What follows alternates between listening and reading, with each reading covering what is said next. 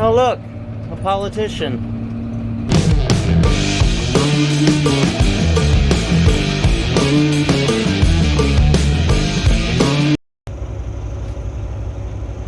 I'm not sure what sign I'm supposed to be getting here, but as you can tell, we got a manure tank hooked on, and if you watched my last video, you could tell all the trouble I went through just trying to haul some manure. Today's no different. So on this tank, this little pin here is pretty worn, and it allows the shaft just to slide off at will. Usually not a big deal. You see it falls off, you get out and pick it up. Unless the shaft falls, you can't stop right away, which is what this drag mark is. And it puts some pretty good torque on the U-joint. And it takes that U-joint right out. Which, I hate to say, a U-joint is typically a pretty easy fix, but I've said that before. But either way, I'm going to take this as a very good sign, which I didn't do last time, and instead of going and getting the other tank and breaking that one again, I'm going to turn this off and I'm going to call it a day. Tomorrow, I'm going to fix that other tank. Well, not the other, that tank. That one. And I'm going to fix that one. And we'll try this again. But not today. I'm going to take a lesson from my own book, and we're going to call it a day today. And on second thought, I'm not even going to give it the chance to break this.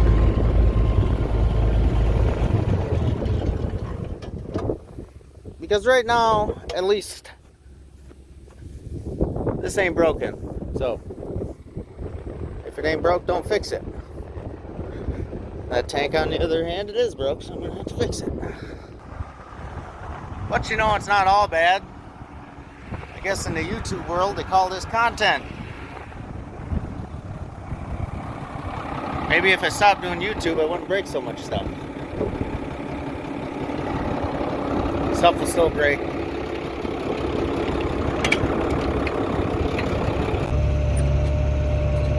But before I call it a day, this tank has a full load of manure on it, so I get to go take it out to the field now, pull the little valve, which is 3.5 inch or 4 inch.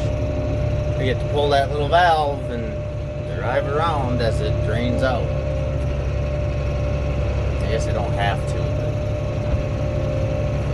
but if I let it sit in there, there's a chance it'll settle out. I probably should. I should, so I'm gonna. And I'm gonna be done. Done for today. This stupid damn hauling shit.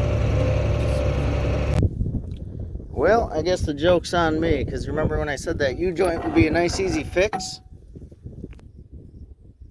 Not. So yeah, when I said doing the U-joint would be easy, turns out I shouldn't have said that, because the U-joint itself will be easy enough, sure, but if you look at these pillow blocks here, they're shot. The bearings seem alright, but the pillow block is shot.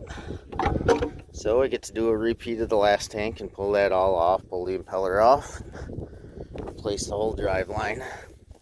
And I tried pulling the drain, but I only got a little trickle out, and it looks like it's still trickling somehow, even though it's supposed to be closed, so that's fun. But yeah, and I would say it's a beautiful day out, but it's a bit chilly.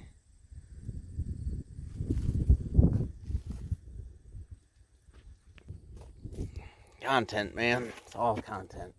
Good content. This would be a great time to tell you to subscribe. I break stuff. It's fun. You watch long and laugh. I cry. Forgot to mention I picked something up for the white too. I don't know if I ever showed it before, but yeah, we got that one tire off. I still just got to go get the tire. But anyway, now I won't have to put that pail on there anymore. Got a nice little rain cap for it. It's gray. I had my choice between a gray one or a white one. And I actually asked the guy working, I was like, who would want a white one? Makes no sense. Alright, we got a new PTO.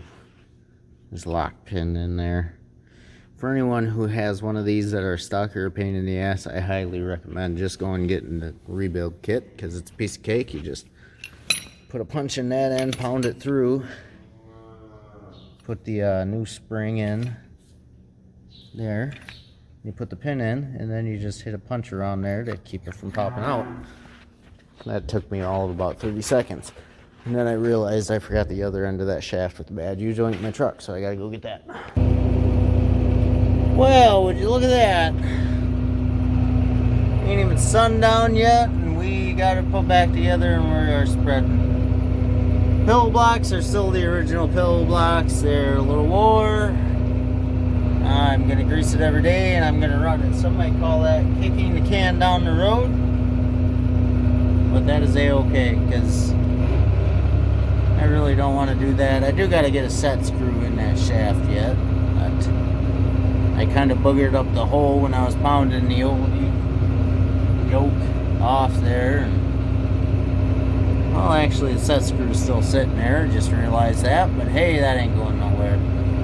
We're hauling manure. I'm going to get this load off before I got to do anything else with that down there, so I call it a win.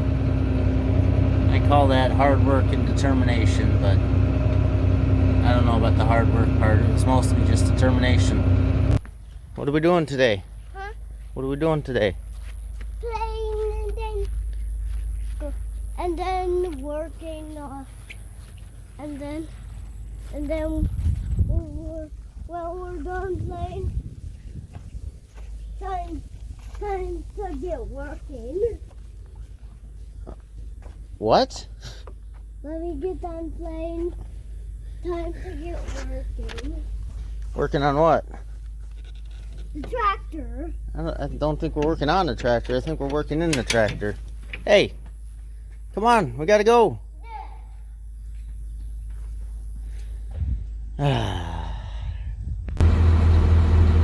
Well, we get a nice little angle here of the side of filling a manure tank you don't usually see.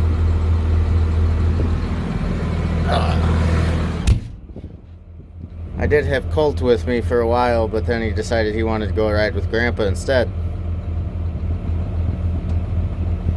So now I just get to deal with the quiet in here. We're taking the maiden voyage with the orange one after I fixed it, so fingers crossed that impeller actually still works. We'll see. It's not it's sitting farther back from the back wall that it kind of pumps against, plus the impeller itself doesn't have as much material on it anymore, so I'm not overly confident in it, but I think it should still work decent enough to work. But what do you do? Meanwhile, that other tank, the pillow blocks are shot, but I pumped it full of grease, so at least the bearing's spinning against the pillow block. The bearings are still somehow good, which I don't get. How does the pillow block go to crap when the bearings are still good? Doesn't make much sense to me, but anyway, the bearings are spinning inside the pillow block, but from the looks of it, they've been doing that for some time, so it might work. Like, I don't know. It's not the way it's supposed to be, but it's going to be good enough for today, and hopefully for the rest of the season, because I ain't looking forward to tearing apart the driveline on another manure tank. So we're just gonna see how today goes. Hopefully it's better than the last few days I've been hauling manure.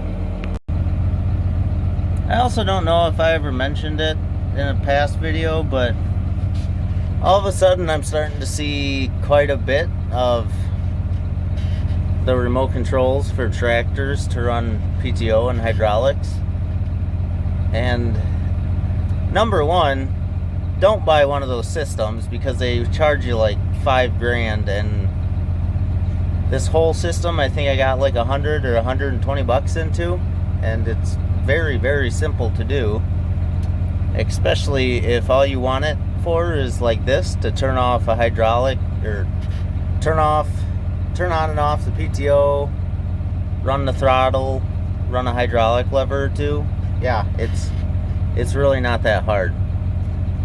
This little board, they call this a 2-channel. It's got an on and off for 2 different things, but I think I could have got like up to a 12 if I wanted to. It's super de duper simple. And granted, the systems you can buy, hell, you can turn the tractor on with them and do a whole bunch of crazy stuff. Nothing I'm sure I couldn't figure out how to do with this. But I was also thinking, when it comes to turning on a tractor, that's kind of a, yeah, I wouldn't trust that, just because some tractors you just bump the key and they start up, and others you gotta crank them for a while, and I don't know, maybe they got safety systems put into place. Not a fan of that. I wouldn't trust that. But anyway, so yeah, number one, don't do that because that's super expensive, and it's a whole lot cheaper just to do it yourself. And number two, I can't help but wonder if I had something to do with that. I doubt it, because that video only has a couple hundred views. But what if just the right person saw it and they were like, I can make a lot of money doing this? Again, I really doubt that, but who knows? Alrighty, moment of truth time here. I did run this thing dry after I put the bearings in, just to see if we had much of a wobble or anything, but that's not what I'm really worried about here. Is let's see if this thing is actually gonna pump.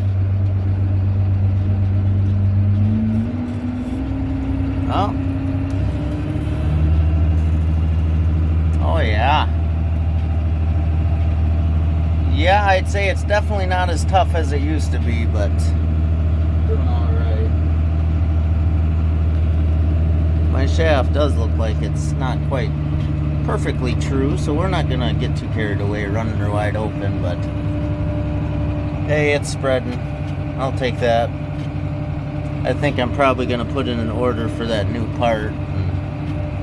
Hopefully it does get in here closer to 2 weeks rather than the 8 weeks, so I'll have to call uptown and get an order for one of those in before that thing totally destroys my bearings and everything. But you gotta take the wins where you can. I'm calling that a win. Well, it has hauled one load, so if nothing else and it breaks down, I can at least say I hauled one load with it. As wobbling as that shaft is, yeah, it's probably going to be a good idea to get that adapter ordered and get it on there right. That way it doesn't shell the bearings I just put on, or worse. But yeah, the impeller's not quite as strong as it used to be, but I think for what a new impeller costs, I'm just going to keep running this one. But yeah, it's funny, this is actually where 2 manure tanks went through and spread, and this one would actually spread that wide before, so what do you do? Parts is expensive. Hell, everything's expensive. You'll have that. Well, I'm gonna call this one a day. Got quite a bit spread. Nothing broke, so that's the main thing. I figure we still got probably a good week of hauling before we are sucked out of liquids. But with 2 tractors going, sure get a lot more done. And as long as they both stay running, it should work pretty good. Oh, fields aren't getting any smoother though, but you'll have that. Anyway, I'm gonna call this one a day.